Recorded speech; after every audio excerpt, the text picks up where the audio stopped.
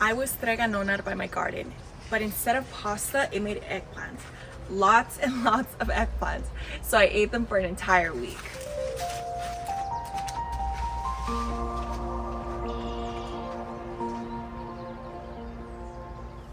The first thing I'm gonna grab today is going to be eggplant. There's barely any room to walk because on this side I have ground cherries starting to produce. And then I have some squash trailing up this trellis right here. This whole side of the pathway is just full of eggplant. And I think I might need my pruners for these, but look how beautiful they are. And there's so many in here. I'm gonna try and leave the smaller ones though, because I'm after these big guys. Look how massive that is. There's another one down here.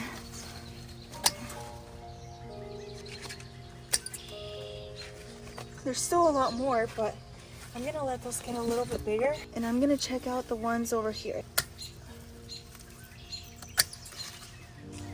Oh my gosh, so much eggplant. Okay, if you have any really good eggplant recipes, please tell me because I'm definitely gonna need them. But that's not it, because I also have a bunch of these white ones over here. This is the Casper eggplant. Look how pretty that is. This is one of the plants that I thought might take a while to produce, only because I moved it. It used to be in some planters that I destroyed after the rats got into my garden, and I kind of just popped it in here, and I wasn't too careful with it. And it did take a while for it to bounce back, but once it did, it really took off. And now I think it's probably one of the most productive. This one right here, I believe, is a Chinese string eggplant. Ow. The only thing I don't like about them though is that they have all those spikes right there. I think that's all the eggplant for now. Thank God. I'm also going to grab all of these leeks because they're starting to bolt. And they didn't get as big as I would have liked them to. They're the American flag variety. These would probably be really good for grilling. I'm also going to grab all of these shishito peppers because this plant is so productive, which makes me so happy because I tried so many times to grow some good shishitos, and every time they stayed pretty small. And who would have thought that growing them in a tiny little container, this is like a 3-gallon container, would give me this much production in just a few days. Because before I left for vacation, I got a good harvest of them too. So this makes me really happy.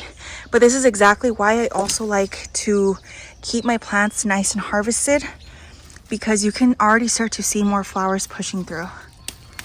Let's come in from this side so we can get every single last one. Unless they're really small like these that are barely starting to form. They still even have the bloom on there. So I'm gonna leave those a little bit longer. I wanna get the nice sized ones. Ooh. Also, you know what is so cool about growing these is when we were in California, they had shishitos on the menu as one of the appetizers, I believe, at a sushi restaurant. And it was like $8 for some blistered shishito peppers. So the fact that I can grow them myself is so much cooler. It makes me feel so happy because I can't find these in store anywhere. Oh, these are the Lesa peppers. Ooh, it looks like maybe one of them is close to being ready, but it's starting to get some sun scald, so I'm gonna take this one. Oh my God. Freaking hell, this is exactly why I need to use pruners. Well, we got 2 of them, one of them with some sun scald and the other one looks okay. This plant right here has still stayed really nice and productive. The only thing is that these 2 at least don't get any sun protection because the shade cloth only reaches up to there. So everything else has sun protection. These 2 are in full blazing sun. They do get a little bit of shade from the trees over on this side, the guava trees, but that's only more towards the evenings. In the morning, these are just in full blazing sun. So I might have to set something up for them just to protect them. And look at that piece. I could try and propagate it, but honestly, look at all that. I have so many peppers. I don't think I really need any more right now. Also, it looks like the ants are back. No. We're gonna need some more tomatoes for this as well. And I see some cherry ones that look like they're about ready, but I need bigger ones. Ooh, also look at this trellis. Isn't it so pretty? I think that one's gonna have some sort of maybe Armenian cucumber because I saw some of the female flowers and they look like they have a little bit of length on them, like that one right there. So hopefully that's what they are, because I am craving Armenian cucumbers, and I gave some to my family last year. Basically everybody is waiting for the Armenian cucumbers to be ready. And then I also have this squash plant just starting to trail down the pathway. The garden definitely got away from me a little bit, but it appears like most of the plants are happy. Let's bring the harvest basket, which is getting really heavy. By the way, I haven't weighed any of my produce yet because I haven't finished fixing my scale. But once I do, I'm gonna be out here weighing everything. This right here is basically like 2 tomato plants. I had a couple more, but some of them started getting blight after we had this crazy hailstorm. And this one right here is a peach tomato. And maybe I can find some of the scars. Maybe not. It had a bunch of scars from where the hail hit it and basically tore it up. Ugh. But look at these peach tomatoes, they're so pretty.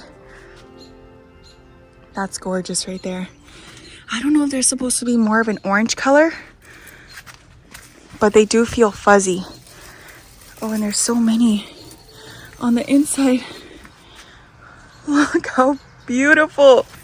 I'm gonna grab as many as I can, even if I don't use them all up for sandwiches, which I won't, because my kids will probably eat them with some salt sprinkled on top. And I'm also gonna give some away to my sister.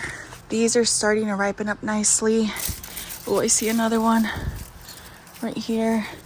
And these are so cool because if you look closely, they're fuzzy. They feel soft and velvety like a peach.